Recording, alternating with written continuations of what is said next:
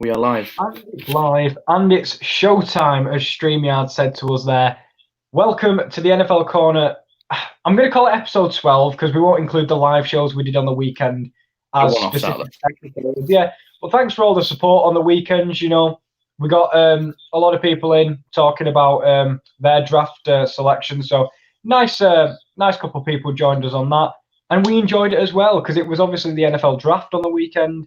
I call it the biggest day in the NFL off season personally because free agency goes on for a while, whereas this is just a day. Well, 3 days, but you know, what did you think of? We'll start with the draft. What did you think of the difference in terms of seeing everyone's house, seeing Roger Goodell's M&M jar?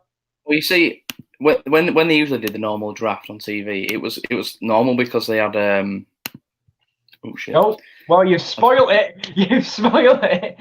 Play from the start. Anyway, yeah, they usually showed that if people didn't go to the draft, they usually showed them at their house anyway. But yeah, it was interesting to see Roger Goodell announcing picks from his house because I was interested to see how they managed to announce the picks. You know, how Roger was going to do it because they weren't just going to sit, you know, in front of a computer and just say the picks. It was funny how he announced it like it was a normal draft. Now you could just see him when it got to like round 3, him just sitting back in his chair. You know, he had the cards upside down because he'd lost the pot basically because he were too tired. But yeah, I enjoyed it. I thought they did a really good job. The NFL. I mean, to say there weren't any mishaps or any like glitches or anything like that, and the picks came in, you know, relatively smoothly. I thought it was a good job by the NFL.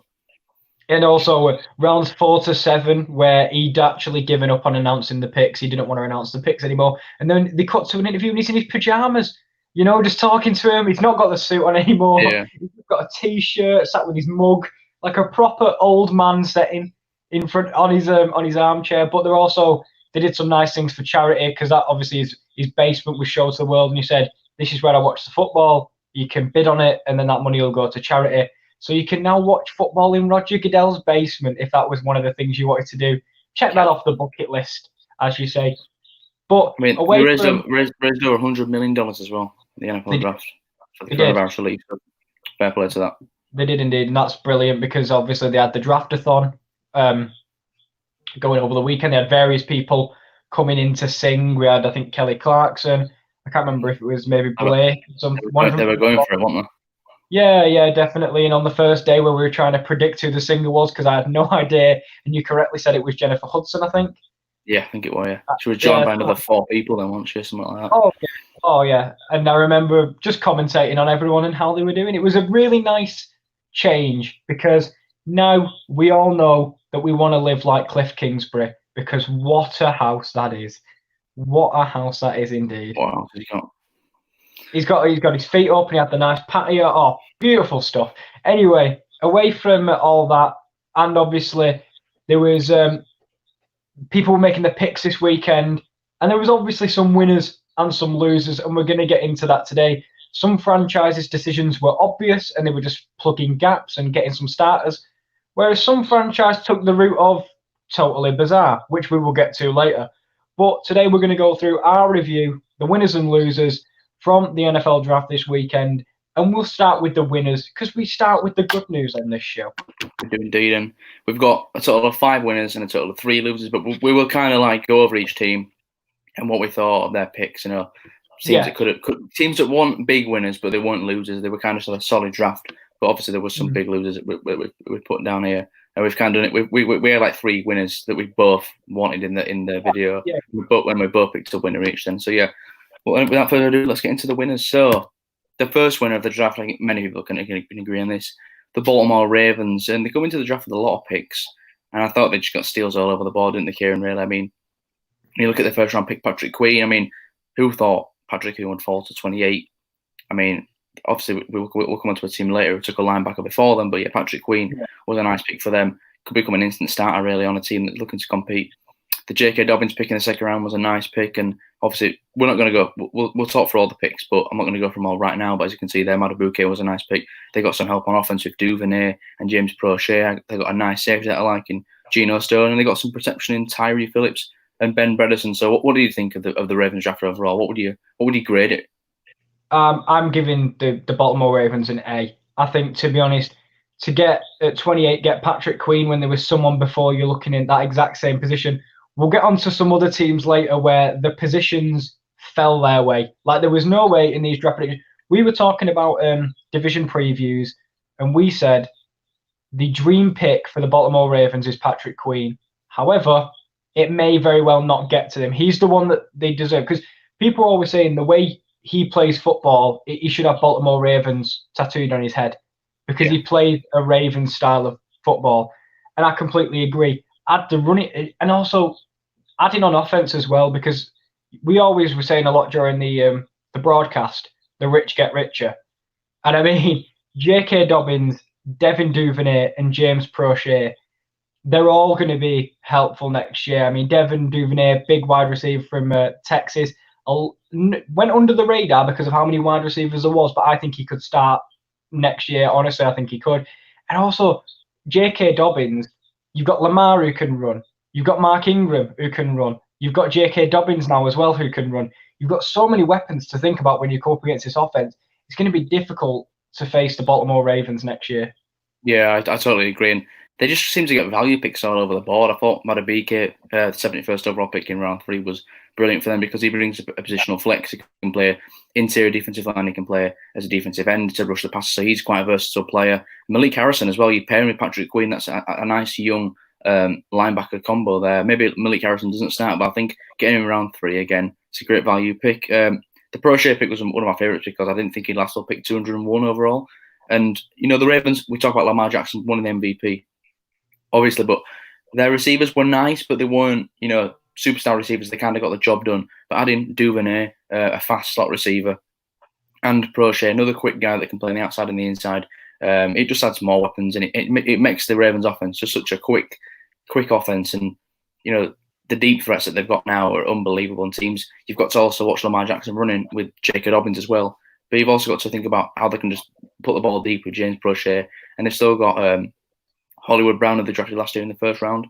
I really like this Ravens draft overall. And Geno Stone, why not, in the 7th round to add to that defensive backfield? I mean, the Ravens knocked this out of the park, and they are a team that seriously will be contending for the Super Bowl next season. Also, people have been saying there's some teams that consistently draft well. We look at the New England Patriots who consistently somehow manage to draft well. You can definitely put the Baltimore Ravens in that talk. They seem to get value picks in every selection. And what I love is they doubled up on areas of need. 2 wide receivers, 2 linebackers, 2 defensive linemen, 2 guards, just to bolster the positions where they were weakest. So obviously one will start, but then the one just adds either depth, and if you want to put him in a starter for a few snaps this year and see how it goes, and even when you go down, you take a swing on 2 guards, one of them's probably going to be good enough to start in the near future. Yeah. So I absolutely love everything the Baltimore Ravens did, and also, as you say, at the end after doubling up on everything, we'll take a safety because it's probably the next weakest area and take a swing.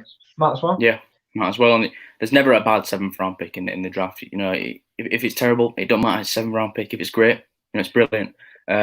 You've got a 7th round pick that's panned out. So yeah, the Baltimore Ravens, big winners. I think we can both agree, the biggest winners of the NFL draft 2020, without a doubt. I think I'd definitely say so. And as you said, for them to do that after last year, a disappointing end, I'd say, an abrupt end to their season in the postseason, which is a shame because they were consensus to go all the way, or at least to a championship game, and they never managed to do that. So they needed to get better because, I'm going to put this way. Teams are in a Super Bowl window at the moment. The Baltimore Ravens are one of them teams in that window. Last year, you look at them and say they could go all the way. This year, you could look at them and say there's only very few teams. I think Sean Payton said there is 10 or 11 relevant teams, be it talking about all time or be it talking about the year coming up. The Baltimore Ravens are in that window now where they need to get better to win the Super Bowl because every team has an off-season, like a down period in their franchise. It's because of the way the draft works and the way, the worse you are, the better pick you get, etc. Yeah.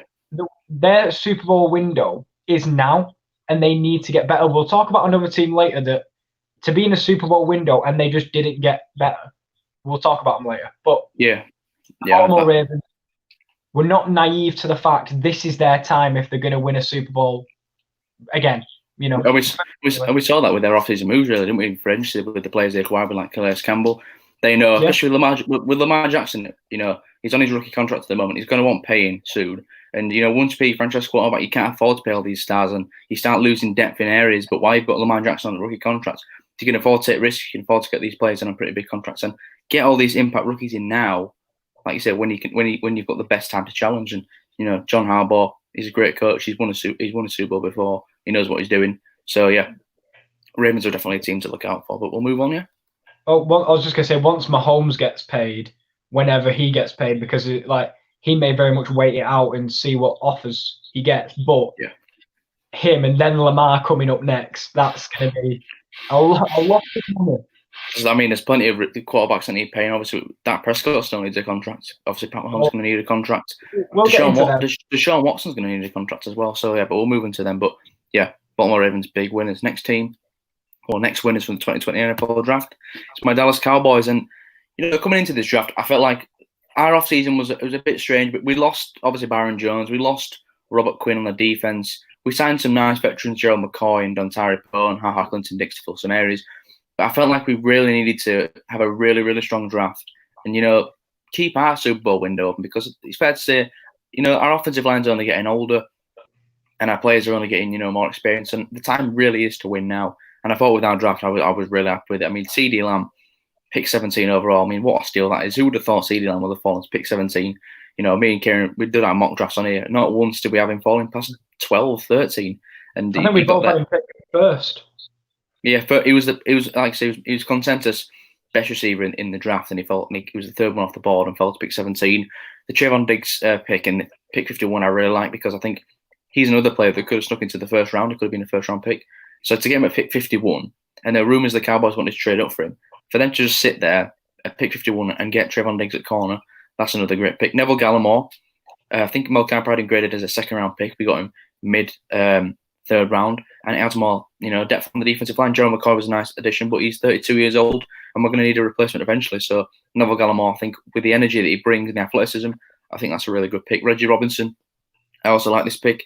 I like what he brings on special teams as well. He's a very good special teams player, but also I like his size and athleticism. I think he can be moulded into a really good corner. He's a bit raw at the moment. He does need some coaching, but I think next season, when we've got some cornerbacks that won't be, they'll turn into free agents, then this guy can step in as a starter really next season. Tyler Biadasz, we traded up and got him. Yeah, we needed a centre, and again, I think he fell down draft boards just because of an injury that he sustained. But the fact that we traded up for him and got him from the Eagles, who also could do with a centre, because Jason Kelce will be retiring soon enough, you'd think. I do like that pick. Adds more depth on the defense, on the interior offensive line.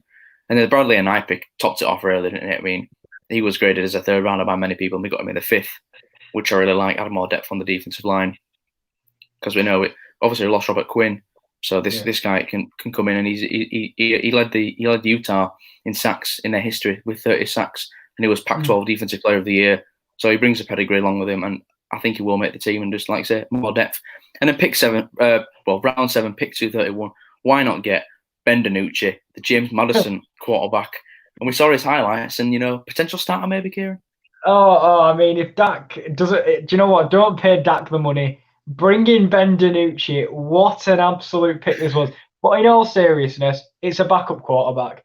Like, if it's, you may swing and you may hit big. Brady was took in the 6th round.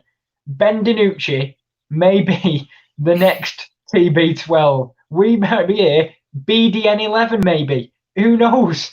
But we'll start with the top of your draft. Where you set your tone, because wide receiver might not have been your first choice at this selection, because on our boards, I think we had the 4 wide receivers going before all this came about. Some questionable, like some teams chose to bolster other areas first. For example, the 49ers, I think we all had them taking a wide receiver first. They chose a defensive tackle first. So that left you open in that window. However, we didn't think it was going to be CeeDee Lamb, who is, I like to think him as the full package of a wide receiver. He's got speed, got size, can catch, can win the contested ball, run routes really well. He is the whole package. And to get him at pick 17, absolutely unbelievable. I'm not sure why he wasn't. Maybe the other franchises draft boards didn't see him at pick 17, but we all saw him as even higher. But that's a great pick. Cornerback Trevon Diggs, you lost Byron Jones. That was definitely your weakest position, I think, coming into this draft. And you needed to fill it. And as you said, Trevon Diggs was on a couple people's first rounds, including mine. He was. And to sit back and get him pretty much like midway through the second round, it's quite impressive, and you didn't have to trade or anything, and you got a top tier corner. And then, as we say, I'm going to go down the list as well. Neville Gallimore at round 3, as you said, he's definitely could be been a round 2 talent, definitely. So he'll help your defensive line. We'll go to Tyler Biadasz.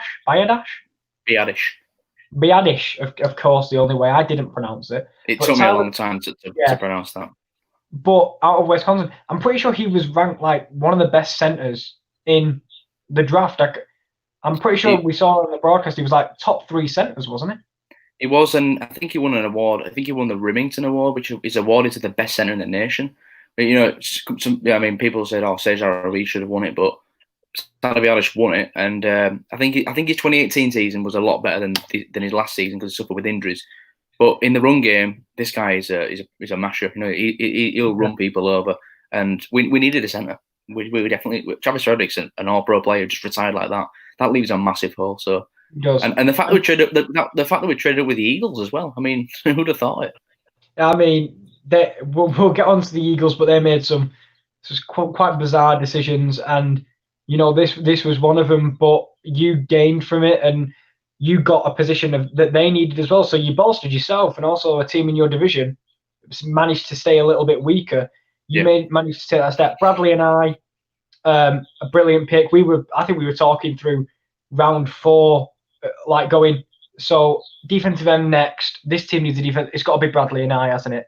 And then you just kept dropping and dropping and dropping. And by round 5, we were thinking there must be an underlying issue here as to why no one's picking him. But you ended up picking him up. I think it was after we took a defensive end, because I wanted him when we took DJ Wonnum. Yeah. And then it managed to drop all that way still. So good pick there. But I do want to pick up on something you said. You're saying this is your Super Bowl window. Yeah. I disagree. And I don't mean to be harsh, but I was reading up and I was watching some stuff, and I'm beginning to agree with you are arguably one of the biggest franchises in the NFL. They're the richest. Well, in terms of how much they own, and how much they are, it's the richest sports franchise in the world, worth about $5 billion. But we haven't performed for a long time. Well, this is it. I don't think your Super Bowl window is this moment. It might be coming forward, like after you've improved so much this year. But was it you've not been to an NFC Championship game in 25 years? No, we haven't been to it since we won the last Super Bowl in 1995 when we beat the Steelers. This is the thing. Super Bowl 30. But there is a caveat to all this. Brand new head coach, and I think this makes such a big difference with Mike McCarthy coming in. Go on, I'll let you finish your point now. No, I bet he had a lot to do with some of the selections you made during this draft. I'm sure they put full faith in him. But I'm saying, like, with obviously you're like the biggest franchise in the world, but you have not been. How have you, like? I think it was probably Florio, I think, that said it.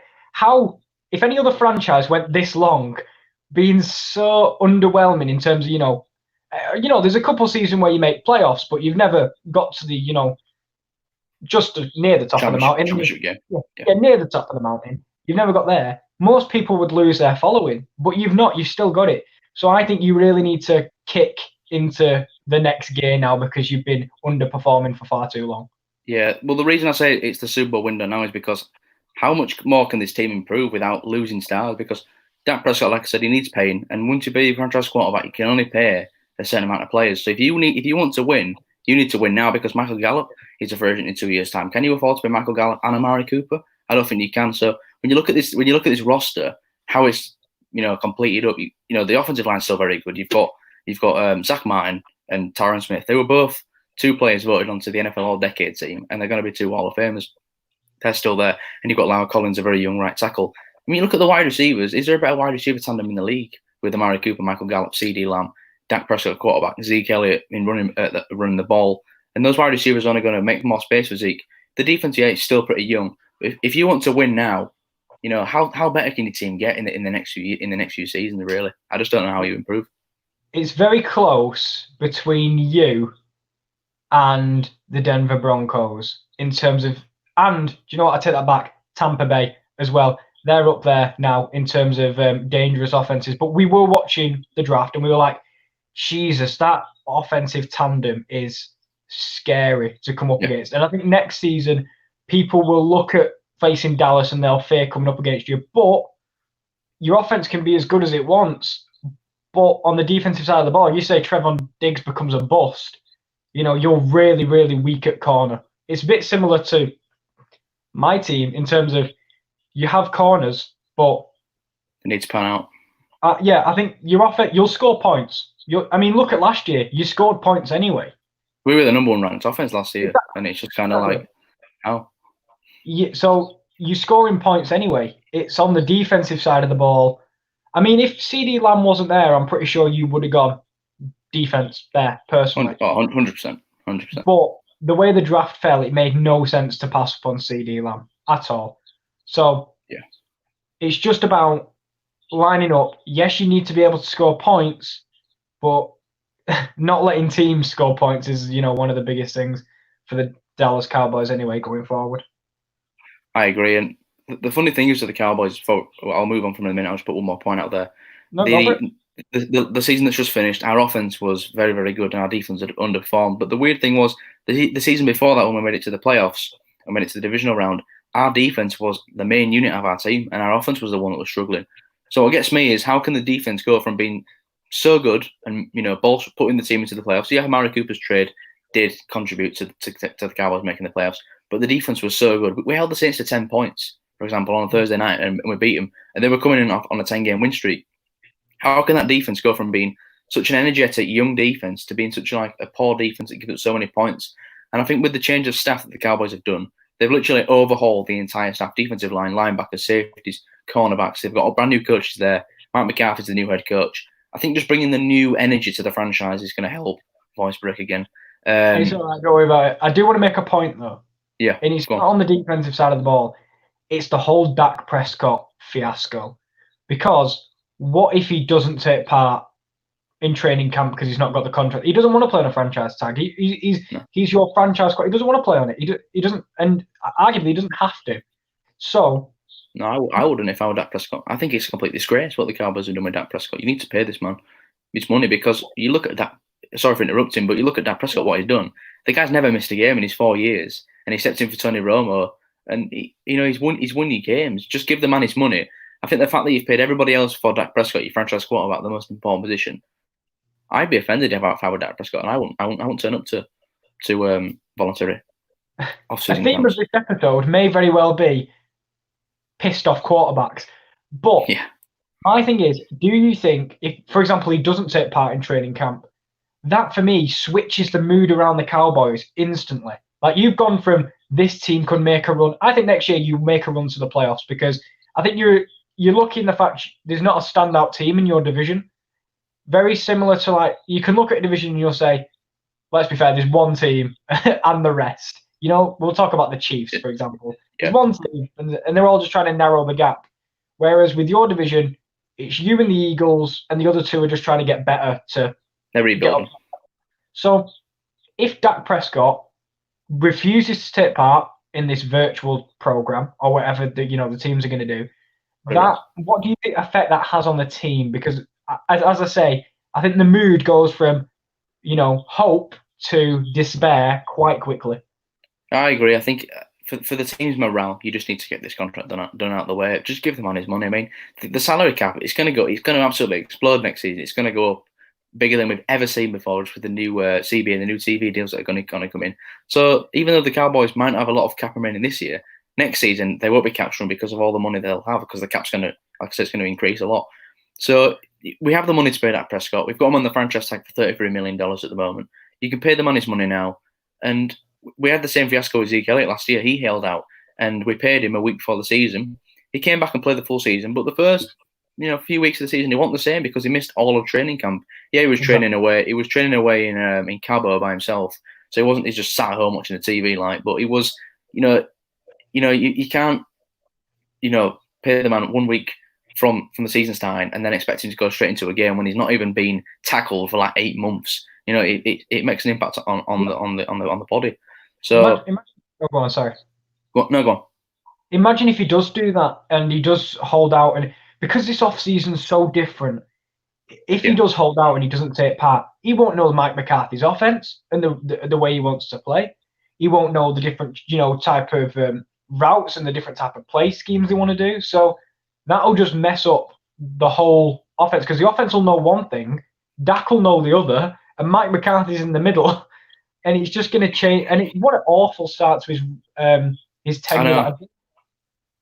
I feel really sorry for Matt McCarthy. The fact that he's coming to a new team and he's instantly got this quarterback issue, when the reason he got fired from Green Bay was because him and Aaron Rodgers didn't get on. So, but we'll have to see how it pans out. I did like the draft from Dallas Cowboys overall. But Jerry Jones, you've got one job left to do, and that's pay Dak Prescott. And let's get on with this season. We've got you as a winner. Let's stay positive. Let's not bring up all the negative possibilities. We'll stay positive. Yeah. It's just a Dak Prescott contract, isn't it, really? Just get it sorted. Yeah, that's it. That's all you got to do. Just get it out of the way, because, the season, whether it starts on time, whether it doesn't, you need this guy under contract. Otherwise, you will be terrible. Because no offense to Ben DiNucci, we thought he could be we think he can be a decent player, but he's not Dak Prescott, and you can't expect that from a 7th round pick. So, but yeah, he's not anyway, Dak yet. Go on. He's not Dak yet. No. Ben DiNucci will have his time. He might not be the next Dak, but he'll be the first Ben. Anyway, so but we'll move on anyway. So we've had the Ravens and the Cowboys as 2 winners so far from the NFL draft. The next team is Kieran's Minnesota Vikings, and as you can see there. Is that a brand new roster? The Vikings there. Look at them picks. Honestly, shall I take us through it? I'll let you talk for it. I've talked a lot on the Cowboys. I'll let you talk about the Vikings. We'll avoid going through them all because honestly, there's too many. So we'll start with, I'll be honest, one of the absolute steals of the draft. If you're talking about CD Lamb at 17, we're talking Justin Jefferson at 22. How he got to us when we had the Eagles before us, we had the Cowboys before us, we had the Jets before us, we had the Broncos before us, we had the 49ers before us. Raiders. And how in the world has he made it to 22? I will never, ever know. But I'm very happy he did, because this man at LSU was unbelievable. Alongside, is it Jamar Chase or Jamar Chase? He'll be a top 5 pick next season. Yeah, alongside Jamar Chase and Joe Burrow. This guy, he's shown enough at LSU to warrant being the fourth receiver off the board. He ended up being the 5th behind Jalen Reagor. But whatever, they saw something that we didn't in Jalen Reagor, obviously. But very happy with Justin Jefferson. This guy's going to make plays. And you lose Stephon Diggs to the Buffalo Bills in free agency. Quick run out on the Buffalo Bills. I thought they did quite well, actually, considering they got Diggs in the first round and bolstered everything else. Quite good for them then. Yeah. But then we'll go to pick 31, which was originally the 49ers pick, but they traded with us to get pick 25, so we got pick 31. And we bolstered the corner position, which was a massive need for the Minnesota Vikings after losing Xavier Rhodes, after losing Mackenzie Alexander, after losing the other one, I can't remember the name. Trey Waynes. Thank you, Trey Waynes. So the only one we had was Mike Hughes, who's played 5 snaps. That is not a good position to be in going into the season. And Harrison, Holton Hill. Or is it Harrison? Forget it. I think it's called Holton Hill. I can't. He's someone that shouldn't be starting for you, basically. Yeah. I think his name Holton Hill or something like that. But anyway, we got Jeff Gladney from TCU. People had him as some were saying the second or third best. Interchangeable between him and CJ Henderson.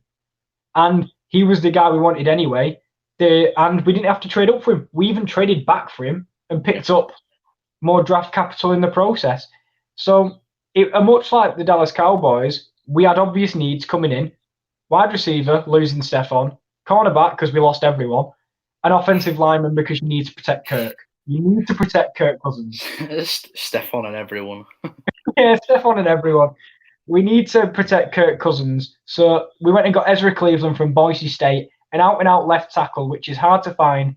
And we get him on a rookie deal, whereas we could have got Trent Williams, but we'd have been paying him a lot more than what we have to pay Ezra Cleveland.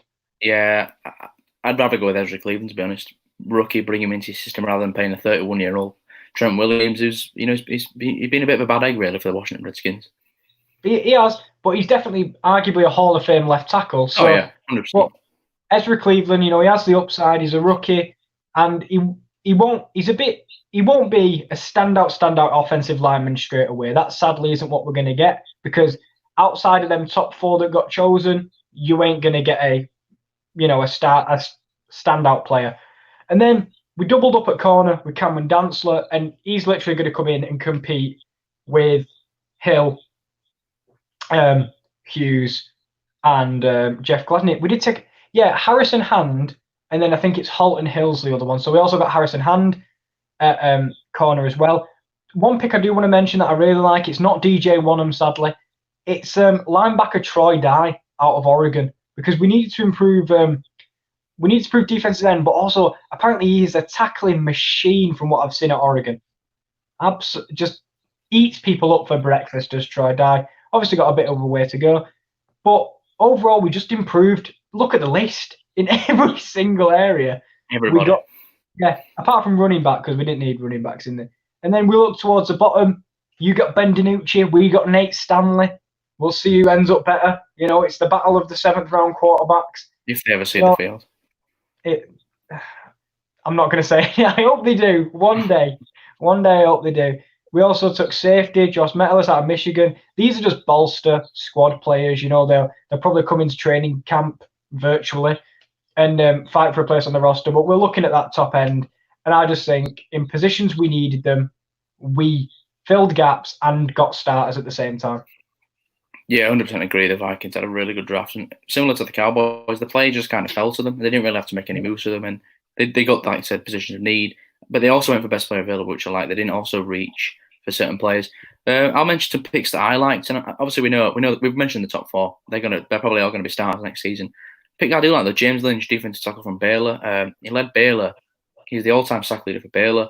I think what he brings on that interior defensive line, it can be really good for the Vikings. And you've lost Linval Joseph, which is a big loss. I know you signed Michael Pierce, but Joseph was a very athletic defensive lineman. He was more of a 3-tech, was Linval Joseph, who could rush the passer, whereas Michael Pierce is more of a 1-tech. He's more of a big run stuffer. But I think James Lynch, bringing in his pass rushing qualities, and maybe in that roster spot, maybe he gets himself into the rotation. And another steal for me as well, Kenny Willekes, Michigan State defensive end. I really like this guy, this draft. And the fact that he got him in the 7th round, when I saw plenty of mock drafts saying he could go as early as the 4th, I think why not? Why not get him on that defensive line? And you definitely need depth there. You lost Everson Griffin, he's 32, but he's still a very productive player. He had 8 sacks last season. He's not been took up yet as Everson Griffin. I swear he's still out there on the street waiting for a deal. Yeah. Which is surprising, because I thought a contending team would definitely be looking at him, because he can come in and do the job and he knows what he's doing. But yeah, the Kenny Willekes pick I do like, and DJ Wonnum was another depth draft signing, and Kenny Willekes, they can both bring depth on the defensive end. But overall, I did really like your draft, because I don't think you reach for anyone really. You just took the best player available on the board, but the best player available on the board happens to fill a need as well. Yeah, and I think DJ Wonnum for me is still a little raw. I think once he's under Zimmer for a while, we'll see him really flourish. But when he comes in for now, I don't think he'll be that guy. I think he's more of a project guy, because for me, he didn't stand out. I remember I did a piece, he didn't stand out as an edge rusher for me. I definitely didn't think he was as high as the 4th round. But yeah, something's got to be there. Something's got to be there. So I picked apart the Dallas Cowboys. Have you got any things about the Minnesota Vikings, in this off-season that worries you? Because I tore apart the Cowboys. So no, you didn't tear us apart. It was kind of, it's what many people have been saying about us recently. But we've got a lot of haters. We've got a lot of fans. We've got a lot of haters.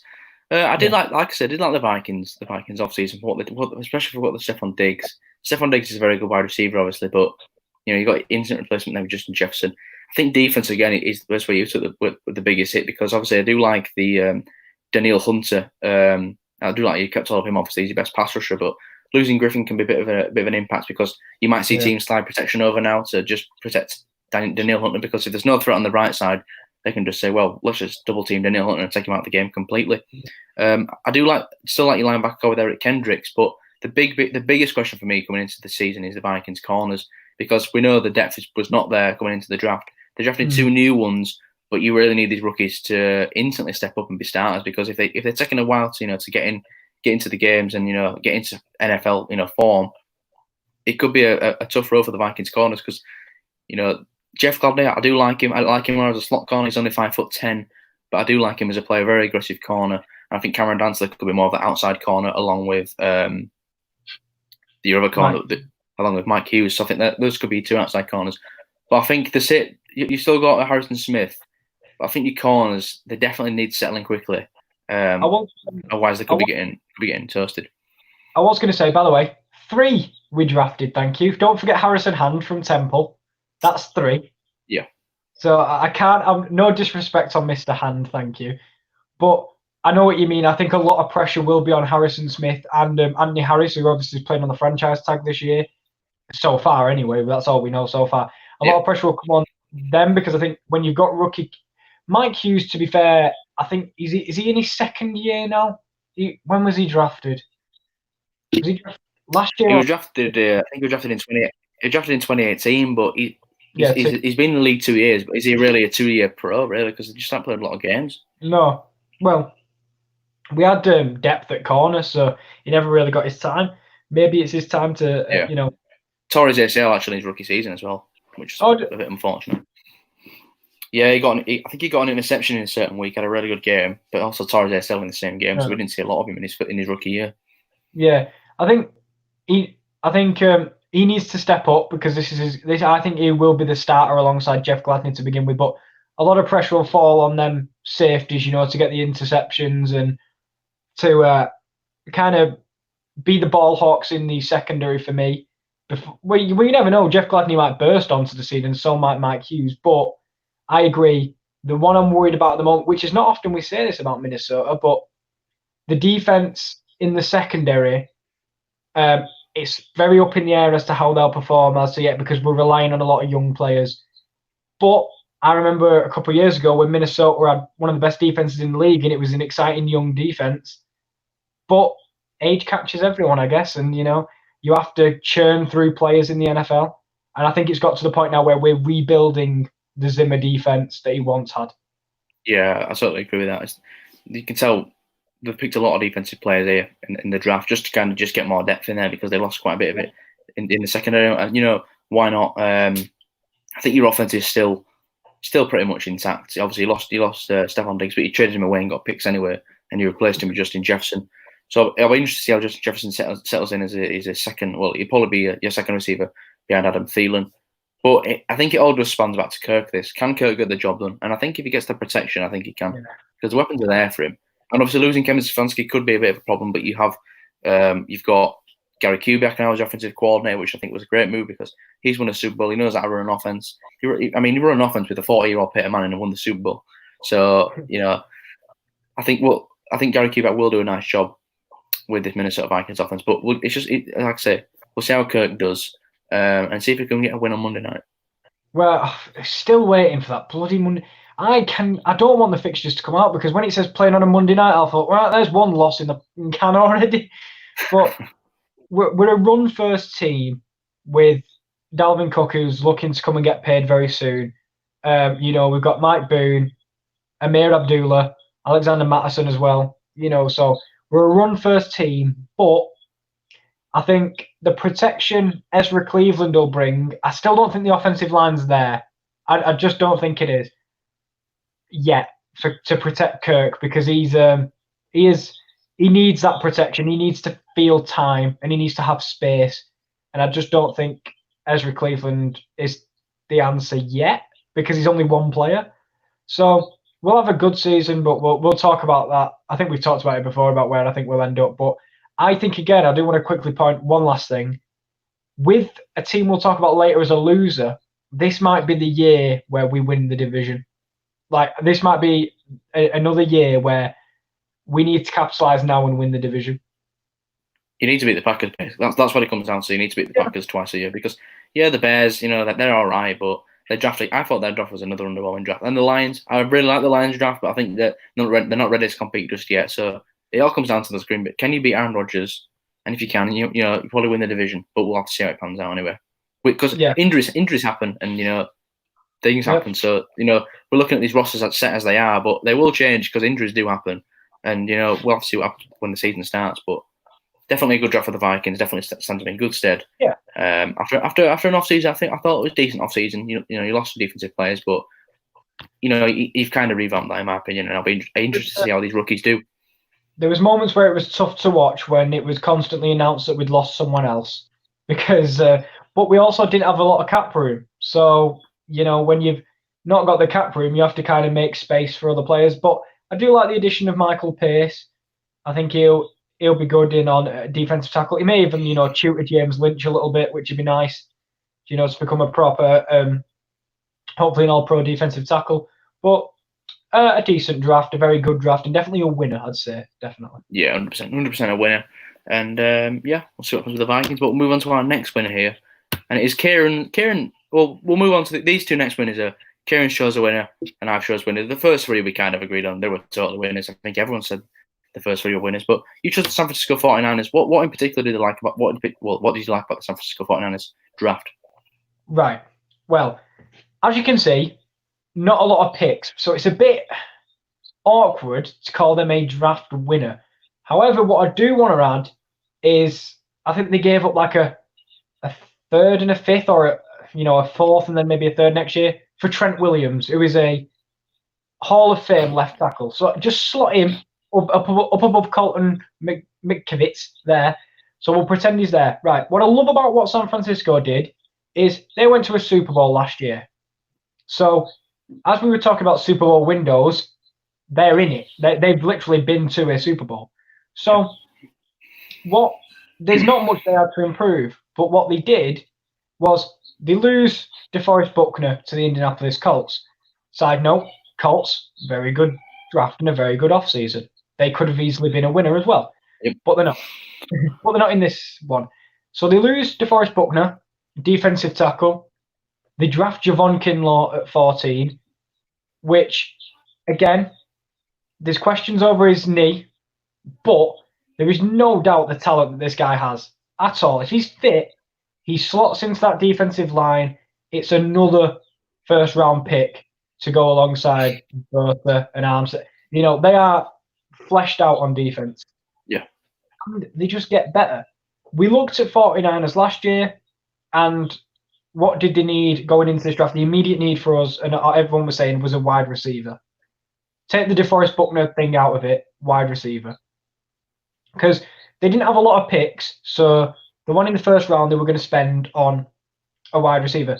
They traded with us, and they gave up picks, but I don't think it was about the picks for 49ers this year. The more this went on, they don't need this mass amount of depth that other teams do because they're not rebuilding. Similar to the Saints, really, wasn't it?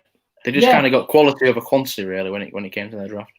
Yeah, because they don't need it. They've already got a brilliant, brilliant team. Unlike the Dolphins, who need every Tom, Dick, and Tua to come and help them out, the 49ers don't need that. So they took Brandon Ayuk, who apparently was their guy. They were willing to trade.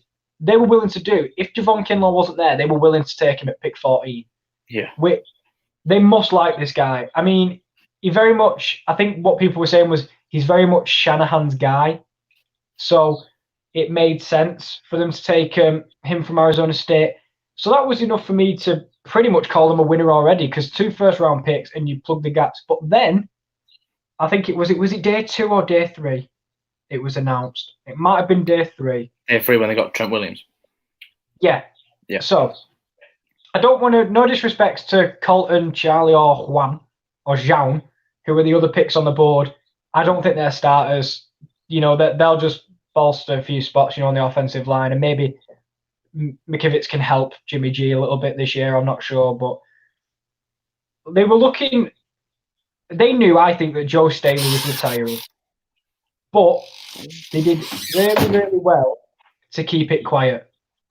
I think they knew Joe Staley was going to retire earlier that week, but they didn't say anything because then that led them perfectly to trading away. I can't really remember what it was. Do you remember? Because I think it was. I think it was a third next year and a fifth this year. I think it was. It wasn't a lot of compensation for No, the player you're getting. He needs a new contract, obviously, and he's 31 years of old, but 31 years of age. But what he brings on that left side is experience. He's been healthy for a long time as well as Trent Williams. He's a very reliable left tackle. I think, for a team that's contending, Joe Staley was nice, but if he's contemplating retirement, you need to get that replacement in. And to get a replacement like Trent Williams in, that's a big win in my opinion, and I'm sure in your opinion as well. Yeah, definitely. And they were the three things I base this around, because the thing is with the 49ers, what they lost, they immediately, found what they wanted. And they added in terms of two wide receivers in Brandon Ayuk and Jean Jennings from Tennessee as well. So that was what made them big winners for me, because when you've been to a Super Bowl and you lose some of the... look at the Rams. They went to a Super Bowl not last year, the year before. And then this year, they didn't even make the playoffs because all the team that got them there, they lost players. And I think they took the wrong route, the Rams, because you've seen the reason the 49ers were in the Super Bowl last season, and it's simple as this: draft. They drafted brilliantly. They drafted that defensive line fantastically. The Rams, however, they traded for a lot of players. They signed some big free agents, and you can only sign these players for so long without it just getting silly on the cap. And they've had to get rid of a lot of depth players. They've had to sacrifice the offensive line, which hurt Jared Goff a lot. But the 49ers, they took the smart route, and you win Super Bowls by drafting well. 49ers drafted well, and now they reinforce that again with, like you said, Javon Kinlaw. The ceiling on Javon Kinlaw is unbelievable. And if they can get him up to speed with Nick Bosa and Eric Armstead on the defensive line, Solomon Thomas, that defensive line is just as scary as it was last season. And Brandon Ayuk along with Deebo Samuel, it's another weapon for Jimmy G. And I do agree with the 49ers for what they had to work with. Barely any picks, and for where they were last season and where they've improved, they're still a big favourite to win the Super Bowl. Yeah, I just think in terms of they were so sensible with this draft. They drafted, well, you can still say they didn't reach as well. Like we were talking earlier, to get Javon Kinlaw at 14, it's not a reach because they needed to replace DeForest Buckner at all. He was arguably the best player still on the board. And it's exactly the position they needed. Yeah. Brandon Ayuk in the first round, it isn't a reach because they didn't have a second round pick. So they had to take what they had in that first round. You can arguably say the fact they traded up for him, would they have been able to get him at 31? They just really wanted their guy, and they wasn't going to let him slip out of their grasp. So to me, the 49ers, for little they did in the draft, put Trent Williams in as well. I do think they're winners because they're arguably the same force, if not a little bit better than they were last year. Yeah, and they're going to be a scary team in the NFC West, and what a division that's looking to be with the Cardinals, the 49ers, the Seahawks, and also the Rams. So we'll see who wins the NFC West. We'll move on to our next win here. This was the team I picked. I picked the Denver Broncos, and I just this last year, going back to last year's draft as well. I just really like what the Broncos have done because they won Super Bowl 50. But the 2 years after that, 2-3 years after that, they kind of struggled. It was kind of getting a bit stale and traded away some of their older players. So I think with this draft, what they've done is, again, knocked out of the park again. Starting off with pick 15, they got Jerry Jeudy, who, they were talking about trading up for. Sorry. I had an echo on in the background. My apologies. Oh, that's all right. Sorry. Carry on from what you're saying. My apologies. Yeah, so started with Jerry Jeudy, pick 15. The rumours were the Broncos wanted to trade up for Jerry Jeudy, but he fell right to them at pick 15. And you've got Cortland Sutton. But after that, who else do you really have? So Jerry Jeudy can come in, an elite route runner. He's played at a big school in Alabama. His run off the catch is very good. He looks like more of an. I mean, you can play him in the slot, you can play him on the outside. But I think in this offense, he will be more of an outside guy because of the player drafted in the second round, and that's KJ Hamler. I know Kieran was a big fan of KJ Hamler. I like KJ Hamler's fit with the Broncos because I think he can come in and be that number one slot receiver. He's only 5'9", but the speed fits in perfectly because you've got Sutton and Jeudy, two bigger receivers on the outside, with KJ Hamler in the middle. That's giving defenses nightmares all around the NFL. So I did like their first two picks, just giving Drew Lock their new franchise quarterback weapons to work with. And Noah Fant as well, their tight end. He's a rising star, you can say, at tight end. So that offense is looking reinforced and looking very good. Round 3, pick 77 overall. They took Michael Ojemudia, cornerback from Iowa. Now, I didn't when this pick came in. I think we both said we were both quite surprised with it. But I've gone back and watched some tape on Ojemudia, and he looks like a very physical corner. That's a very solid tackler at corner. And when the ball's in the air, jump ball, he's got good size. He looks pretty big for a corner, which I do like, and obviously the Broncos did like as well. And it was a position of need for them. So Ojemudia liked that pick. This pick, though, was one of my favourites in the entire draft. Lloyd Cushenberry, round 3, pick 83 overall. I think that's an unbelievable value pick. You see what this guy did for LSU. He was a team captain on the offensive Joe Burrow. I think he was a 3-year starter at LSU. So he's got the intangibles as a leader as well. And I think the Broncos, they lost Connor McGovern, their centre, to the Jets in free agency. It was a need on their offensive line. And Lloyd Cushenberry can fit in and be that starter straight away. I love that pick for the Broncos. And those first four picks were brilliant. McTelvin, Agim, it was a bit of a questionable pick for me in round 3, so probably their weakest pick of the draft. But defensive line, it's not their need straight away. It's not, they don't exactly need a defensive lineman instantly, but he can come in and be a bit of a project for them. Albert O, a big fan here on the sports corner, big Albert O at tight end. You put him with Noah Fant. I mean, that is a brilliant tight end combo to have. If you want to run a 2 tight end set on offense, Albert O, Noah Fant, 2 great athletes at the tight end positions. I like that pick. Linebacker Justin Chouinard, a great athlete from Wake Forest, and he can fly around and make the tackles at the linebacker spot. But this pick again, another great offensive lineman steal, Nathan Muti in the 6th round.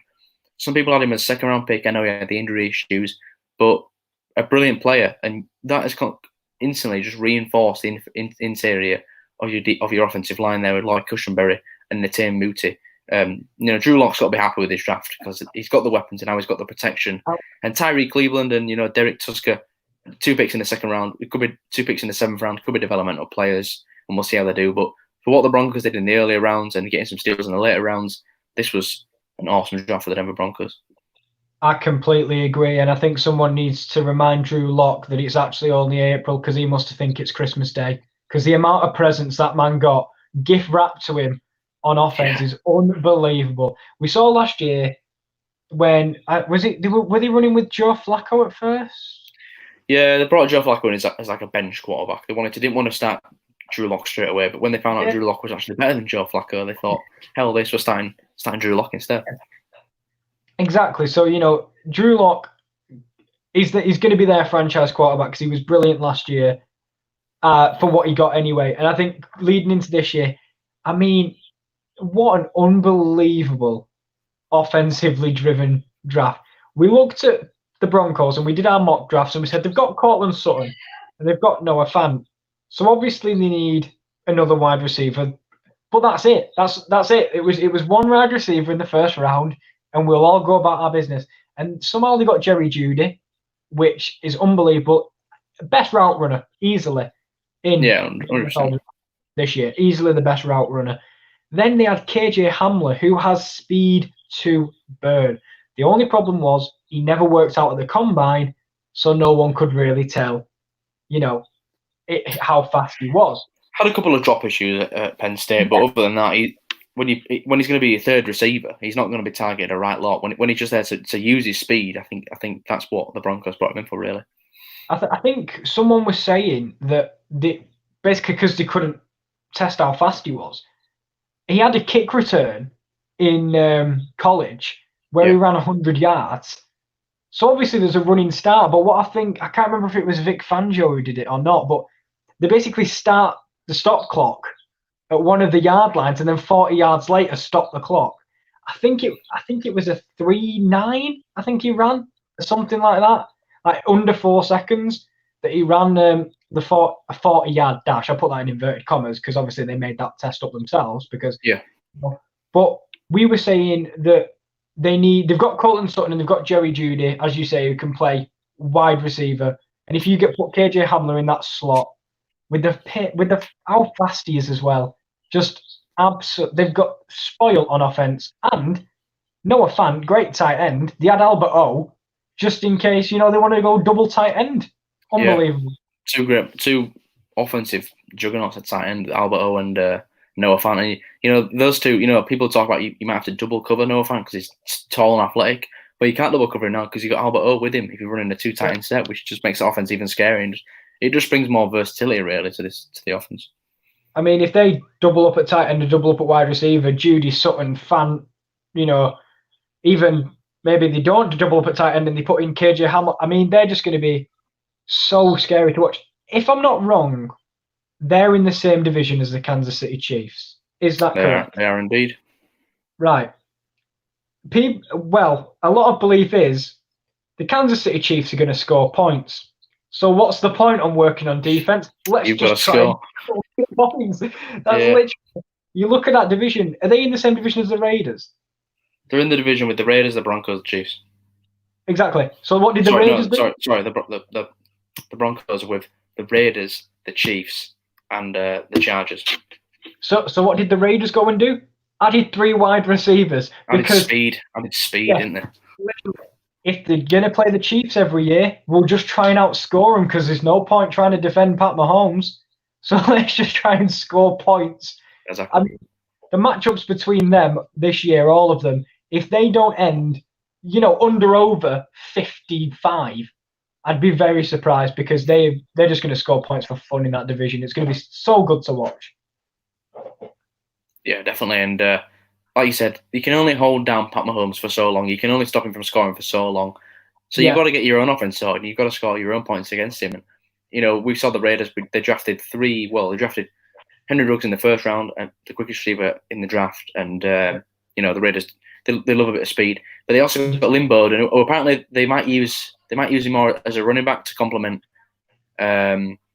Josh Jacobs. So you've got Josh Jacobs more of a power back, but then you've got Lynn Bowden out of the backfield, more speed. But then they added Anthony Edwards, another quick athletic receiver, to put opposite of Henry Ruggs and Tyrell Williams. It's another speedy offense.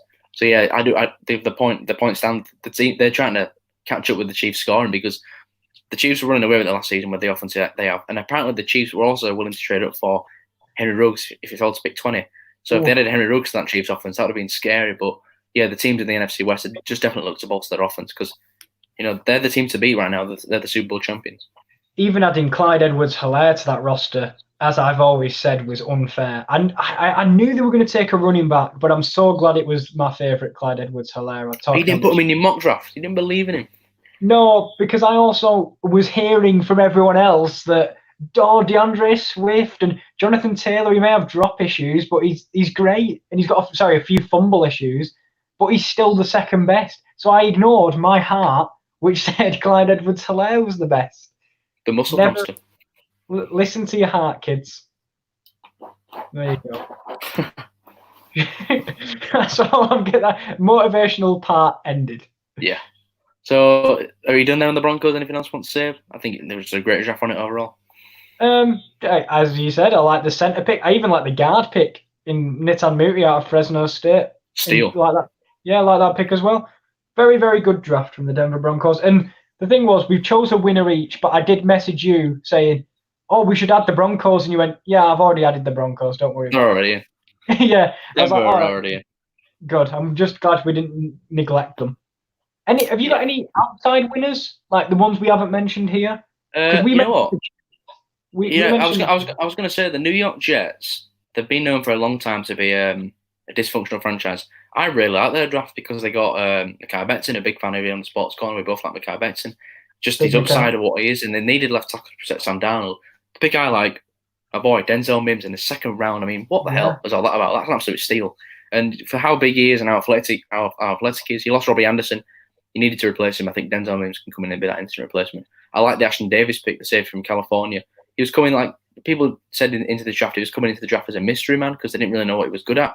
But getting him in the third round, he definitely can tell he's a versatile player at safety. So I did really like that Jets pick, and I can't remember the other picks off the top of my head. But from what I know is they filled needs, and they got some great value picks as well. Denzel Mims, I'd say last elite receiver off the board. But I'm also going to bring up your boy, I'll bring up my boy. The Cincinnati Bengals also deserve a special mention. They get number 1 overall pick. They could have easily made this, what about if we trade? There was that thing, we'll trade with the Dolphins. No, you won't. You take Joe Burrow, you get your franchise quarterback of the future. What do you do first? You give him T. Higgins. What a brilliant, brilliant pick that was. First pick in the second round. You take T. Higgins. That is immediately a target alongside AJ Green to help out Joe Burrow, so he's not trying to carry a team by himself, which is, was a danger going in. Amazing. And if the draft ended after 2 rounds, they could have easily been the biggest winner. Yeah, well, and they still got a good linebacker from Wyoming, Wilson, the kid from Wyoming. I think he was a great player for them because they needed a linebacker, and he can be that sideline play for them. Logan Wilson, it was from Wyoming in the 3rd round, but yeah, T Higgins is an interesting pick for me because he's literally AJ Green's clone, in my opinion. When you look at them for what they are, big, speedy, tall receivers, you've got 2 AJ Greens out on the field. He is indeed. I mean, if you're trying to mark both of them in the end zone, and Joe Burrow puts it high enough, there ain't no one going to beat them two. Good luck with that. Yeah, exactly. So I want to give a shout out to the Bengals. Is there the Chiefs? They had a brilliant. I think they did fine enough. I mean, Super Bowl champions. You had Clyde Drew to that. I liked the Detroit Lions draft. Me, I like a sneaky good draft in my opinion for what they did. Jeff Okudah, the best corner in the draft, and you look at his upside. Just how he's built with his long arms and his athleticism. He's going to be a nightmare for a long time in the NFL for opposition receivers and just improving that cornerback core. I like the DeAndre Swift pick in round 2 because they have Kerryon Johnson, a running back, but Kerryon Johnson struggled with injuries the past few seasons. Why not go get DeAndre Swift, who can be that 1-2 punch with Kerryon Johnson, and see how he does in that offensive line? Because I think Kerryon Johnson could legit be their first 1,000 yards running back since Barry Sanders. They haven't had a dominant running back really since Barry Sanders, so maybe Swift can come in and do that. I like the Julian Okwara pick, who, funny enough, Julian Okwara's brother, Romeo Okwara, also plays for the Lions, and they're also play the same position. So you've got the Okwara brothers coming off the edge at defensive end, and they got 2 offensive linemen as well, which I liked, protect Matt Stafford, because they lost Graham Glasgow and Ricky Wagner in free agency. So I think getting 2 more offensive linemen really helped them as well. So yeah, I did like the Lions draft also. I feel like we're just going through who we like here, but I like the Colts. I think they did really well. You take away the 1st round pick, we'll call it DeForest Buckner. What a pick that is, if that's what you're getting in the 1st round. 2nd round, they have Marlon Mack, but they take Jonathan Taylor because they'll have to pay Marlon Mack next year. And maybe they just don't want to pay him because, he had a good season, Marlon Mack, but there is also, for example, better receivers in his position would have got more yards than what he got, in my opinion, personally. You had Jonathan Taylor. Bar the fumble issues, he definitely was one of the top 3 running backs in the class. And also, for the Indianapolis Colts, there was another one that has bloody escaped me, and I'm very annoyed at myself. Move on, because I've annoyed myself because I forgot what pick I'm talking about. What round was he? You mean Michael Pittman Jr.? I do like that Michael Pittman Jr. pick, a wide receiver. It's not him, but Michael Pittman Jr. as well. Also, was it Jacob Eason they got, or Jake Fromm in Jacob Eason? Jacob Eason in the 5th round or something like that. I mean, Phillip Rivers isn't going to play forever. You've got him for a year, be the plug quarterback, and for all you know, Jacob Eason might come in the year after and be an absolute revelation and a steal, considering you picked him in the 5th round, which I love. But you did mention Michael Pittman Jr. Also, I'm going to keep talking. The Pittsburgh Steelers, with their selection of Chase Claypool. Yeah, brilliant pick, and he's one of them that Big Ben Roethlisberger will love to throw to. People were underlooking Chase Claypool, but hopefully he comes good. And the team that you forgot about, you mentioned him before the video, the Tampa Bay Buccaneers had an awesome draft, and the pick I love from them, Antoine Winfield Jr. What a pick that is! Your weakest position on the team is safety. I mean, you've got Tom Brady now. There's not a lot of areas to strengthen. Obviously, your offensive lineman, you got Tristan Wirfs. Many people thought he was the best offensive lineman in the draft, and he fell to the last offensive lineman, of the top 4 anyway. He fell to pick 14 for the Tampa Bay Buccaneers. In fact, they traded at 1 spot to get him, didn't they? Which was a bit questionable. We thought, I wonder what they're doing there. But Antoine Winfield Jr. was a really good pick in round 2, I thought, for that. Maybe they thought it was going to get selected before that, which I'm not quite sure on that. But then we'll talk about the Buccaneers, not just as a draft thing, but more as a off-season. You gain Tom Brady, Rob Gronkowski, partner that alongside Chris Godwin, Mike Evans. You obviously got Tyler Johnson, who a lot of Vikings fans wanted because he was a Minnesota product. Add that as another wide receiver. You kept Shaq Barrett and JPP as well on your defense. Exactly. I mean, there is a worry that they're going to be very overhyped coming into next year, and they may just absolutely flatline and be awful come next Well, season. It's a chance, you know.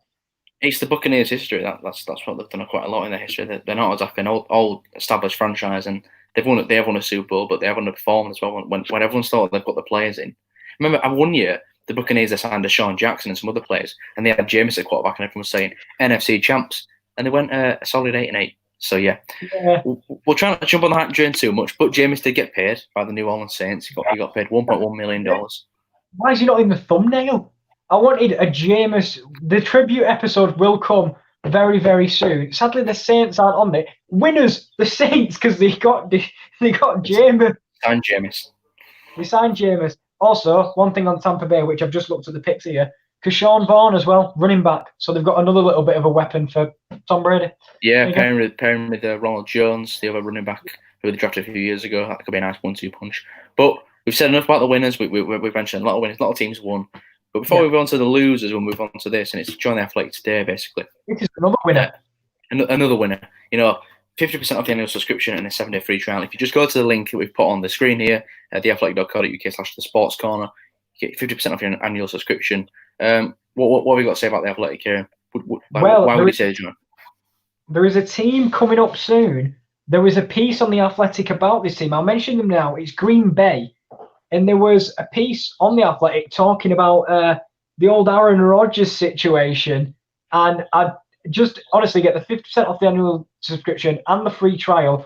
Go check out that piece because it's very intriguing. And any fans, from either the Vikings, the Cowboys, you know what? You might even be a Falcons fan. Go and check out the Athletic and read about your team today. And even if you don't like, you might like the NFL, but you might also like football and cricket and boxing and all other sports. It covers all areas of different sports. So go subscribe to Athletic today. With no ads. And you know what? That's the best thing about it. Ad free. No one wants ads popping up every 5 minutes. Nope. The Athletic, no ads. Do you know what? The ads are like how many wide receivers the Packers drafted? 0. There's none of them. And there you go. I like that. That's a good one. Speaking of the Green Bay Packers, we'll move on to the losers of the NFL draft. And the first big loser that everyone can agree on is the Green Bay Packers. Yeah. I know Kieran's chuffed about this because they won the division last season and they competed for the NFC North with these Minnesota Vikings. As you can see, the Green Bay Packers, a very questionable draft. They got Jordan Love in the first round, got back from Utah State. They traded up to get him. I mean, why? You made the NFC Championship game last season. You could have took a wide receiver to help out, one of the most talented quarterbacks of all time, but you say no. AJ Dillon, the second round, running back. I mean, what? You got Aaron Jones. He's not even a captain running back. Exactly. He's a big bruiser who's going to run the ball 25 times a game and just get as many yards as he can. Josiah DeGuara, hadn't heard much of him coming into the draft. I think he was overdrafted. I think there's other times he could have got. Kamal Martin. I mean, all these players are just kind of like meh. And did they feel a big need for the Green Bay Packers? I mean, let's be honest. Going in, Green Bay needed a wide receiver. They have not drafted a skilled position, I'm pretty sure, since they drafted Aaron Rodgers on offense. They've never drafted a wide receiver in the first round for Aaron Rodgers, basically. Yeah, no, before the first round, they never drafted an offensive skill position. So they went from drafting Aaron Rodgers and they thought, this is the year. Aaron Rodgers must have thought, this is the year. Offensive skill position in the first round. Yeah, one to replace you when you leave. Jordan Love, I mean, do you know what? As part of their division, I feel no sympathy towards them at all. But if I was a Green Bay fan, I would be very angry. And if I was Aaron Rodgers, I'd be absolutely fuming because he's carried this. Let's be fair. I always said last year I didn't think it was as good as their record showed at all. I didn't think they played a lot of weak teams. It's fair to say the Green Bay Packers last season. Yeah, and when they won, Aaron Rodgers carried him to a victory. I mean, we could have easily beat them because our defense stood up massive, but it was just our offense couldn't put a pass together, But that aside, they needed someone to catch them. They've got one elite wide receiver in Devontae Adams. Devontae Adams. I was going to call him Jamal Adams. Jesus. In Devontae Adams. And they've already got a running back. Yeah. So I think it was Matt LaFleur said we want to be a running game and a pass game team. great, because you've now got AJ Dillon and I've just said his name. Devontae Adams. No, running back.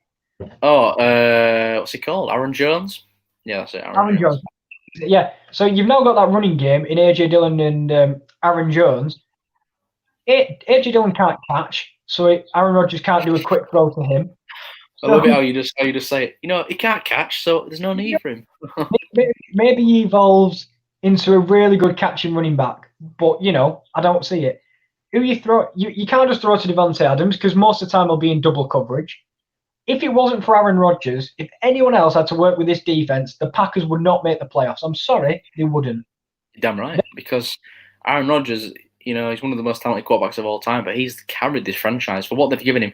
They only start. I mean, I think last season they made some big signings in free agency, but I think that's the only time. I think they must have thought, well, is free agency even a thing? Because it's the first time they ever even signed big free agents for Aaron Rodgers, and it was on the defensive side of the ball. Yeah, they got some nice defensive players, and they got Zadarius Smith, Preston Smith, Adrian Amos, but still no wide receiver for Aaron Rodgers to pair with Davante Adams, and it's kind of like, what are Green Bay doing? You've got one of the best quarterbacks of all time. Take advantage of him. You know, you went 13-3 last year. Yeah, it might not be. You know, you might not be as good as your record says you were, because you did beat some pretty bad teams. But you still got a chance. When you've got Aaron Rodgers at the helm, you've got a chance of winning. And the fact that they just don't take advantage of it, it just frustrates me so much, because there's teams out there that are looking for a quarterback and they've got the weapons and they're trying to build around that quarterback they have. And there's teams out there that would just love to have Aaron Rodgers and they make him into that. You know, they build around him, but the Green Bay Packers, they just don't seem to care. No. And you know what? This is no knock on Jordan Love, because I do think he will be an NFL quarterback, and I do think he'll be a quite decent one at that. But I want to get your opinion. What would you be feeling if you're Aaron Rodgers? Because people are saying, if I was Aaron Rodgers, I'd sit up and say I'm not playing, because I'm sorry, this is, I've been here for however long, and you refuse to give me weapons year in, year out. No one, not one individual, maybe Davante Adams at a push, is on his level in that offense. Aaron Rodgers makes people look better than they are because he gives them the throws to allow that to happen. Yeah, 100%. And if you're Aaron Rodgers, you're going to be annoyed. I mean, he's probably not going to say get rid of me because of just the true professional that he is. But the thing that gets me with this Jordan Love thing is Aaron Rodgers has probably still got 2 or 3 years of top tier NFL football. He's still going to be very good quarterback for 2 to 3 more years, in my opinion. Yeah. By the time Jordan Love comes around to play, he's going to have 2 years left on his contract. So you're only going to get 2 years on his rookie deal before he needs paying. So why draft him now? You should only be, in my opinion, you should be drafting franchise quarterback. Maybe sit him for 1 year at the most, and then get rid of that quarterback and then bring in your successor. When you're sitting in 2 or 3 years on the bench, and then you've got to pay him quite quickly before he's even started, many seasons as a starting quarterback. It just baffles me, and I think it's the same thing they've done with Brett Favre and Aaron Rodgers, because Aaron Rodgers sat for the first couple of years, and now Aaron Rodgers has been Brett Favre. It's fair to say. Yeah, and you know what? It's one of them. The worst part about this, and it might not be the worst part, but they traded up. They traded up. I don't understand. I'm really happy. It sounds like I'm angry, but I'm really happy because this is my division. And for me, let's go back to Super Bowl windows, because I don't know if I'm like, I should sell windows the amount of talk about them. But we look at this Super Bowl window now that the Green Bay Packers are in, because they made it to. They did. They got absolutely ran through by the 49ers, but they made it to the NFC Championship game. If you're there, you're thinking, we were 1 game off a Super Bowl. What do we need to get to that next level? A backup quarterback? No, that should never be the answer. And as I say, no knock on Jordan Love, brilliant player, but to me, it was just, I don't understand what they're doing. And if I was Aaron Rodgers, I would be absolutely fuming. I would as well. I mean, you look at the 5 of their picks anyway. Their last 5 picks, they're all 6th rounders and 7th rounders. Probably not even going to make an impact in the first place. And they're all offensive linemen. I mean, I know you lost Brian Balaga, but you brought in Rick Wagner, who's a decent veteran. Are those guys going to start? Cameron Martin's at 5th round pick. You can't expect a lot from him at linebacker. Josiah Guerra's going to probably come in and maybe be starting time, but I've never heard of the guy. No offense to Josiah, I hope he has a great NFL career, but I've never heard of him. And is this the weapon that Aaron Rodgers wanted? AJ Dillon, running back. This just made absolutely no sense to me. And what it tells me is, what it tells me is, Matt LaFleur, he wants to start fresh with his as the new coach. He's obviously had one season with Aaron Rodgers. He thought, I want to start fresh. I want my quarterbacking. I want my offensive philosophy in my way, not anything old way. I think he's just going to. I think there's been a lot of interviews this week, involving some Packers interior. Sorry, not interior. The people behind the scenes? Matt LaFleur's been talking, and they're all trying to cover this up as in, Aaron's a brilliant professional. He'll be a brilliant mentor. Does Aaron Rodgers want to be a mentor? By the way, you've gone really, really jittery. I'll tell you now. Jittery. But, yeah. Like, robotic speak? I don't know if you're still there, but I will keep talking about what I'm talking about. In terms of does Aaron Rodgers want to be a mentor? No, not really. I don't think he does, personally. I think he'd rather be the starting quarterback that has offensive weapons, and instead, he might have to just sit there and teach the guy who's got the clipboard on the sideline, which I just don't think Aaron Rodgers wants to do. But we'll have to wait now, because I don't know what's happened with Will. I don't know if his internet has absolutely botched it, but I can't see him at the moment. Will, by the way, if you could still hear me, it's absolutely botched it. But if you want to move on to another team apart from the Green Bay Packers, that's more than fine. Oh, right, his internet's gone down. Hello, and so this is me. I'll just keep talking about Green Bay for a little bit, because obviously we've got some technical difficulties at the moment, but we'll talk just one last thing on Green Bay. I think Matt LaFleur's saying everything he has to say. I think Aaron Rodgers is doing very well to stay tight-lipped on the situation. He's back. I had to just waffle about the quarterback situation, which is brilliant. My internet went down. Oh, it's so annoying. It did this on the live stream of the other day. It just went down. But yeah, we're back. I'll get the power bank back up. It's all right. I was just saying, like, everyone's saying what they have to say, and Aaron Rodgers has done well in not coming out and talking about it, because he must be in a very difficult spot to hold his tongue at the moment anyway. Oh, yeah. Definitely. So what do you think? Let's ask, what do you think's next? What do you think comes next? Like, does Aaron Rodgers say, let me go? Does Aaron Rodgers be a professional and, just see it out? It's a tough one to call, really, because many coaches have said it's tough to coach Aaron Rodgers, but at the same time, when you've got a player of his quality, sometimes you've just got to get on with it and be a true professional as a coach and as a player. I mean, if I was Aaron Rodgers, I'd be looking to find a way out. But he just literally signed an extension a couple of years ago. It's very, very hard to trade that contract without getting dead money. And it is a very tough spot, because Aaron Rodgers he's got to try and teach Jordan Love when he probably doesn't want to, when he's at the heights. What gets me is if the Green Bay Packers have finished 8-8 and they've missed the playoffs and they want to start fresh and they get Jordan Love, fair enough. You're looking to rebuild with a new quarterback, but the fact you've just gone 13-3. And you just made the NFC Championship game, and you won game off the Super Bowl from beating the 49ers. But you won game off the Super Bowl against the Chiefs, and you draft a backup quarterback instead of getting an offensive weapon for your best player.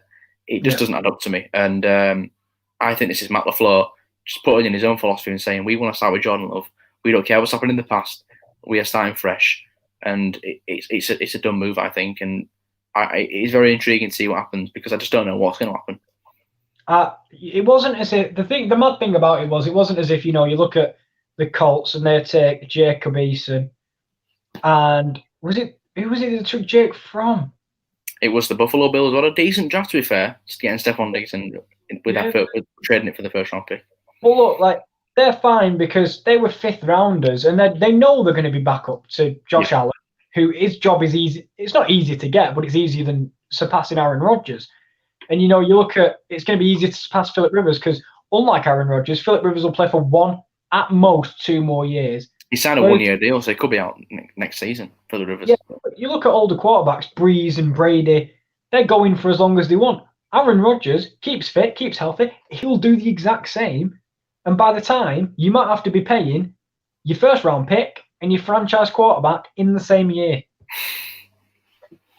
None of it made any sense. Maybe there's some underlying thing here. Maybe. We don't know. But none of it made any sense. Massive losers. But I'm just happy because it helps my division. So Yeah. massive dubs. I was going to say, it helps your division, and you're not a Packers fan, so there's no need to be even sad about it. You can be happy as you want about it. But if I was a Packers fan, I'd be livid with this draft because I just don't know why they improved. I think it would change our division preview now. I think we should have done this post draft with the division previews because my division, like the NFC North, has definitely changed. I don't think Green Bay is suddenly going to go from 13-3 to oh my god they finished 5-11. No, they're not going to do that. But they didn't improve enough, so I don't understand what their thoughts were when they were one game off a Super Bowl. Yeah, well, we've done the division previews, but when we come to the big season preview, I'm sure we can go back to it and reevaluate our division rankings. But we'll move on to the next loser, Seattle Seahawks. Now, I can't see it, mate. You what? I can't see it. I think they were losers. I just think they were because I can't see the PowerPoint. I can't see the. You know why? You know why? It stopped sharing my screen. That's why. So I'll get back on there. Thank you. I didn't mean, I can't see. I don't see why the loser. It's more I can't see it. Well, we'll start again there. So moving on to the Seattle Seahawks as our next loser. Now everybody can actually see it, and not just me. The Seahawks were the next losers. So in the first round pick, before we start with their picks, this was another team that got into the playoffs and is pretty much in win now. They're trying to win a Super Bowl right now. Not a lot of areas of need, but when you look at this draft, I think they could have capitalized on it so much more than they did.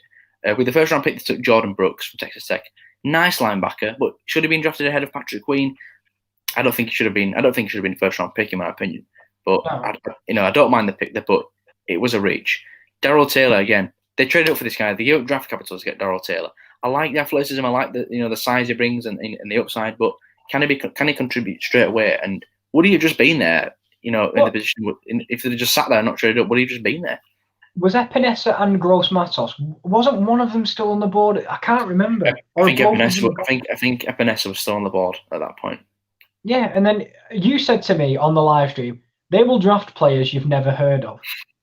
Admittedly, they did up until round 4, where they selected DJ Dallas out of Miami, which is probably their best pick. an unbelievable pick from Miami, the Hurricanes. But yeah, like I said, that they're gonna I literally said to you, didn't I? They'll draft someone you've never heard of, and it'll be a reach, and that's exactly what they did. The Seahawks, they've been a very competitive team, but they've always seemed to draft better in the later rounds than they have in the early rounds. They've always managed to screw up the first round and the second round, but when it comes to the oh no, I think Will's internet has bottled it again. Can you hear me? Yeah, go on, keep talking. I might be able to. Do you know what? Turn your camera off, Will. That might have it. I don't think there's anything wrong with it. But yeah. Try talking now. Can you hear me now? No, still robotic. It didn't help. It didn't help, but it was worth a try. Let's do you know what, Will? Let's try and speed it up because we're having some technical difficulties. Yeah, we'll speed up a bit, but Damian Lewis, guy, that was a nice pick for them. I think you can agree with that. You did like big Damian Lewis, and it offers more depth on the offensive line. A big guard from LSU. Colin Parkinson, I don't mind the pick. They did need a tie-in, so whatever, 4th round pick. DJ Dallas, best running back in the draft. No, I'm only kidding. But he was up there. He's 4th round. Why not take him? You're not going to lose a lot by taking a 4th round running back. Give him a chance. Alton Robinson, Syracuse, a bit of a raw prospect in my opinion, but I think with the coaching from Pete Carroll,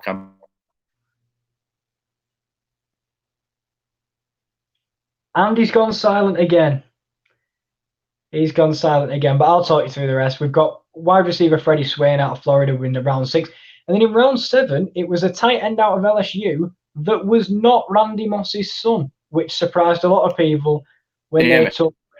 I can, but I'm just talking through the last pick where it was a tight end that was not Randy Moss's son. It wasn't. It was Stephen Sullivan out of LSU.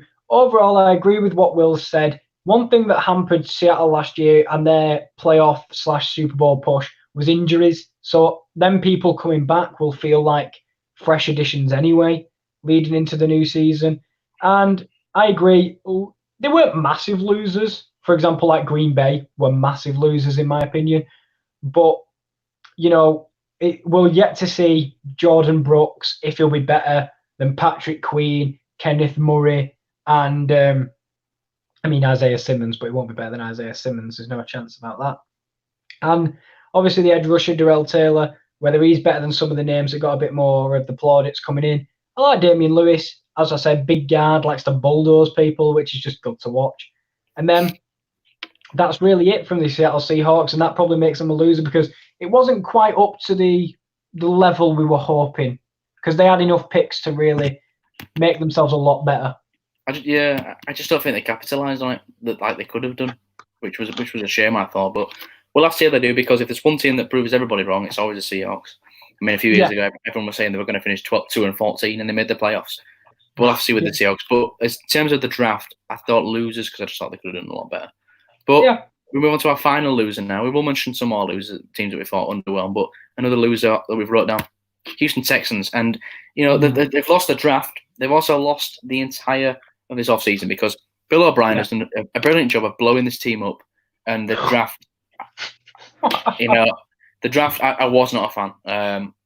I don't mind the Ross Blacklock pick, defensive line for TCU. I think he's got high upside, but you need corners. You need corners. You could do with a tight end. You could have took a Cole Kmet there before he went to the Bears. Would have been a nice addition to your offense, because obviously you want to try and get rid of all the offensive weapons for Deshaun Watson. It seems you don't want to help your franchise quarterback. Could have done with a good wide receiver, because I think who did they get from the Rams? Brandon Cooks? They got Brandon Cooks, but they've still got Will Fuller. They've still got Kenny Stills, and they signed Ronald Combs. So I think receiver they're all right, but tight end. If they were in the first round, I think they would have took a top level, but they don't have a first round pick. No, they don't. They don't, and it's very hard when you don't have a first round pick, and they don't even have one next year either, as far as I know. So that'll be tough for them. Jonathan Grenard, the third round pick from Florida defensive end. Again, it's a nice pick, but does it fill an instant need? I know they traded away Clowney last season, but there's other needs there in my opinion. I didn't like the Charlie Heck pick. I'm going to be honest right there. I thought there were better offensive linemen on the board than Charlie Heck, and the John Reed and Isaiah Coulter. Later on picks, you can't expect them to make an impact straight away. So when you look at their first pick, Ross Blacklock, I didn't mind it, but I just thought they could have done better at cornerback. And when you look at this whole Texans debacle this offseason, this team just got worse, and there's no defending it. And I just don't know what Bill O'Brien's doing. We'll go back to a game called the pissed off quarterback game. Deshaun Watson, I'm sure he is absolutely fuming. He lost his number one way. I know this is a draft sort of thing, and I mean, when you've only got 5 picks over 7 rounds, 2 of them in the 4th, it was never going to be easy to win, become a winner this draft. But these picks, number 2 for the Ross Blacklock, and I think it was a 5th as well, they were for DeAndre Hopkins, one of the best. Arguably, you could make a count, maybe not including Michael Thomas, the best wide receiver in the league. He's a top 3. I think we can all agree on that. He's a top 3 wide receiver, and you traded him away for Ross Blacklock. Yeah, I like Ross Blacklock. I think that's a really good pick. Actually, I agree with you. I think that is the one pick that I'm like, that's a good pick. But apart from that, a loss in the whole off season at every turn for the Houston Texans.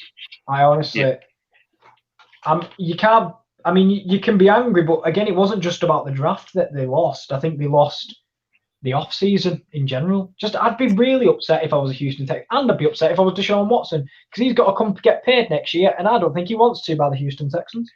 Yeah, I totally. I think if I were Deshaun Watson, I'd be looking to get paid elsewhere, because this team, in my opinion, is just showing no ambition at the moment. Obviously, you've got him Brandon Cooks wide receiver, and you've got decent depth at wide receiver, but tight end, you could have got him an option. You could have picked a high offensive lineman. You could have got yourself an Ezra Cleveland, or Josh Jones was still on the board at the time. Yeah. But I don't know what the Texans are doing here. I really don't. And this team, it does not have a plan under Bill O'Brien. If you're the Texans, I think you really need to look at demoting Bill O'Brien from GM. If you want to keep him as your head coach, fine, because he's won some games with a very good team, by the way, before he traded it all away. But you need to get a GM. If you're the Texans, you need to get a GM in and improve this. Because the building of this roster is completely upside down, in my opinion. And I just don't know what they're doing. I mean, even Clowney, trading him away for a 3rd and a 5th round pick. You could have got more for Jadeveon Clowney, surely. Yeah, I just don't know. I agree. I don't understand the direction of the Houston Texans. Last year, they did very well to get where they got. Yeah, probably Deshaun Watson and They were Hopkins. 24. They were 24-0 up on the Chiefs in their stadium, and then they Yeah. lost that game. And then since then, it's been an absolute downslide for the Houston Texans. I just don't know what on earth has happened to them. No, I'm not sure either. But do you want any honourable mentions in the losers category, or we'll call it? Do you know what? I don't want to call it losers because there are some losers, but more like the Seahawks. You know, the underwhelming category. Yeah, they were underwhelming, but it's tough because they're either a winner or a loser. But I thought they were an average team, weren't they? Really average to could have done a bit better. But the Texans were losers. The Packers were losers. I think another average one for me was probably the Chicago Bears. I didn't like what they did. Didn't they take Cole Kmet in the first round? They didn't have a first round pick. They took Cole Kmet in the second round, and it's a nice pick. But you've just paid Jimmy Graham $16 million over 2 years. Why sign Jimmy Graham? I swear to God, they've got I think it was either 10 or 13 tight ends on their roster. Why do you need so many tight ends? I understand you can play a 2 tight end offense. You're not going to play a 13 tight end offense.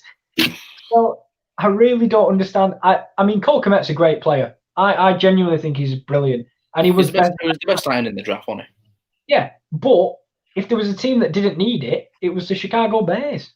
Exactly. I just don't like the fit of him there, and for that to obviously a first round pick it hindered you because obviously it was part of the Khalil Mack trade, but your first pick in the draft to be Cole Kmet when tight end wasn't a massive need really. I didn't think it was a questionable pick from the Bears. What other team do you think underperformed really? This is going to say Miami Dolphins. Not. Yeah. I just think for the draft capital they had, Tua, you're starting quite high, but again, there was risks involved in drafting Tua. You could have drafted Herbert, which was a much safer choice. And then the rest of the first round was just weird. It was. The rest of them were just weird. Well, it's kind of like Austin Jackson was definitely a reach. We can agree on that. Pick 18. We thought they were going to take someone else that took Austin Jackson. He might have slid into the second round, but we don't know. But obviously, that was their guy. They wanted him. But the pick that didn't make any sense for me was the last pick of the first round. Noah Igbo-Heneghe, whatever he's called. Noah. Why pay Byron Jones $17 million and pay Xavier Howard $15 million to get another cornerback when you've got other needs on the defense? You could have done with a safety. You could have done with a defensive lineman. You could have done with a linebacker. But they go with Noah, which was a very questionable pick in my opinion at the end of the first round. Yeah. And is he better than Diggs? Is he better than Jalen Johnson? No. Exactly. So is he better than Christian Fulton, who went pick 61 to the Titans, which is incredible? Also, he was before Jeff Gladney as well, I'm pretty sure. I think he was a pick after Jeff Gladney. No, that would have meant he was pick 32, and that was to the Chiefs. Oh, he was, yeah, you're right. He was picked before Jeff Gladney. What on earth? He was the fourth cornerback taken after Jeff Okudah, C.J. Henderson, A.J. Terrell, and then Noah. Who would have thought that? You know what? I think you're wrong again. Because you must have forgot about Damon Arnett. Oh my goodness, that even sums it up. Damon Arnett. He was a second-round talent by many people. This was another. I was going to say the Vegas Raiders. I wouldn't say they were losers because they got Henry Ruggs and then they just bolstered wide receiver. But Damon Arnett. Damon Arnett, man. I don't hate the player. Obviously, I wish him he has a good career. But when you're picking 19 overall, Damon Arnett. I mean, was he the next best corner in the draft? I don't think he was, and I think we can agree on that. He probably like the 8th best corner in the draft. You pick him at pick 19, which was just unbelievable. I didn't know what they were doing. I don't think we gave enough credit to the fact that we got Diggs and Gladney where we did. I really don't think we gave it enough credit because of Damon Arnett, Noah, these were not in. I didn't see many people put them in the first round of their drafts. No. That was me personally. I mean, another team, they didn't lose, but they traded out the first round, and I just don't think they were that good, was the New England Patriots. Yeah, I can see where you're coming from with that one. I mean, you stay in the first. Them taking Jordan Love wouldn't have surprised me. Now, them taking Jordan Love would have made actually a hell of a lot of sense. Yeah. But they traded to the second round. The first pick was Kyle Duggar, safety from Lenore Rhine. Interesting pick because I don't hate Kyle Duggar, but I like Anton Winfield and Grant Delpit before him. Yeah, it was interesting because he's from Lenore Ryan, and I didn't see much of him because It's a small school. It's a small school. So I just think the New England Patriots, they are in a gap now. I think they're going to be very poor next year. Not very poor because it's Bill Belichick, but I struggle to see them making. Would I be surprised if they made the playoffs over the Buffalo Bills? No, but I think this is the year for the Bills to win the division. I don't think the Patriots improved enough to, not move forward because I think without Tom Brady, you're already in a little bit of a hole because Jared Stidham.